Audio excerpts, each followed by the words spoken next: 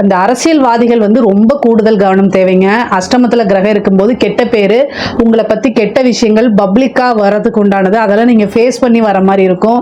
கட்சி தலைமையிடம் உங்களை கைவிட்டுறதுக்கு வாய்ப்பு இருக்கு. அல்லது வந்து ஏதாவது ஒரு பிரச்சனை அப்படின்னா அதை நீங்க தான் ஃபேஸ் பண்ணணும். மக்கள் கிட்ட வந்து நீங்க செய்யாத தப்பை எடுத்துட்டு போறதோ அல்லது மீடியால உங்களை பத்தி தப்பு தப்பா பேசுறது, நீங்க செய்யாத ஊழல்கள் வர்றது, அதுக்கு உண்டான பனிஷ்மெண்ட் அனுபவிக்கிறது, இந்த மாதிரி ஆகிறதுக்கு வாய்ப்புகள் இருக்கு.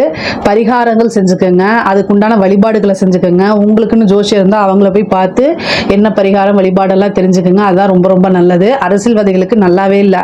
ஸோ அதனால கவனமாக இருங்க. அஷ்டமத்தில் கிரகம் வந்தாலே உங்க தலையில வேற ஒருத்தர் உட்கார்ந்துருக்காரு, ஞாபகம் வச்சுட்டு செயல்பாடு பண்ணுங்க. இல்லை அப்படின்னா அது ஒரு பெரிய சர்ச்சையாயிரும்.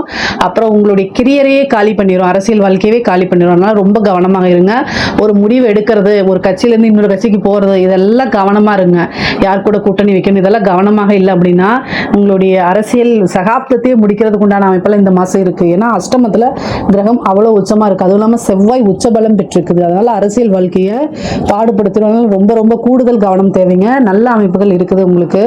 முக்கியமா வந்து பாத்தீங்கன்னா மிதுன ராசியை பொறுத்த வரைக்கும் பொருளாதாரம் நல்லா இருக்கு. திடீர்னு ஒரு விபரீத ராஜயோகம் இருக்கு, திடீர் அதிர்ஷ்டங்கள்லாம் இருக்கு. அதே நேரத்தில் கூடுதலா கவனமா இருந்துட்டாலே எல்லா விஷயங்களும் உங்களுக்கு நன்மையாக தான் முடியும். இதுல ஏதாவது சந்தேகங்கள் இருக்கு அப்படின்னா கமெண்ட்ஸ்ல கேளுங்க, கட்டாயம் நான் ஆன்சர் பண்றேன். நம்மளுடைய சேனலை லைக் பண்ணுங்க, ஷேர் பண்ணுங்க, சப்ஸ்கிரைப் பண்ணுங்க.